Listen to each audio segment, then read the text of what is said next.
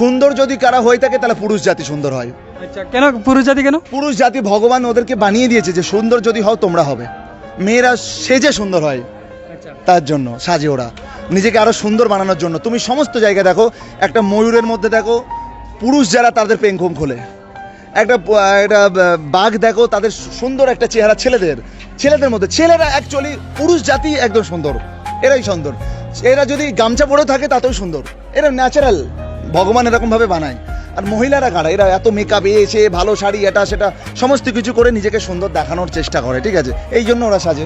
কিন্তু ম্যাক্সিমাম মানুষ কিন্তু এটা বলে যে মানে মেয়েরা সুন্দর বেশি পুরুষের তুলনায়। কখনোই নয়, এটা 100% আমি ভুল প্রমাণ করে দেবো। কেমন? সুন্দর অলওয়েজ ছেলে, বয়েজ, সমস্ত জায়গায় ছেলেরা এগিয়ে। আমি এখন বলবো না যে আমাদের জীবনে প্রত্যেকটা জিনিসের দরকার আছে, একজন মহিলা মানে লেডিস বা তাদেরকেও দরকার আছে, একজন পুরুষকেও দরকার আছে, কারণ একটা পুরুষ আমাদের বাবা হয়, একজন মহিলা আমাদের মা হয়, ঠিক আছে। একটা কথা বলি, দেখো নিজেকে শেষ করার জন্য, খতম করার জন্য অনেক অপশান আছে, কিন্তু জন্ম নেওয়ার জন্য আমাদের মায়েরই দরকার।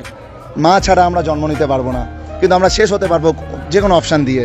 লাভ মারো, ঝাঁপ মারো, কারেন্টে শর্ট খাও, বিষ খাও, ইয়ে করো, কত রকমের অপশান আছে, কিন্তু জন্ম নেওয়ার জন্য আমাদের মা দরকার। তো অবশ্যই এই সমাজে উভয় পক্ষকেই দরকার, মহিলা এবং পুরুষ সবাইকে দরকার। তবে যদি আমি বলে থাকি যে সুন্দর কারা হয়, সেটা পুরুষ অলওয়েজ। দাদার কথা শুনে কিন্তু আমার একটু এনার্জি লেভেল বাইরে গেছে গা।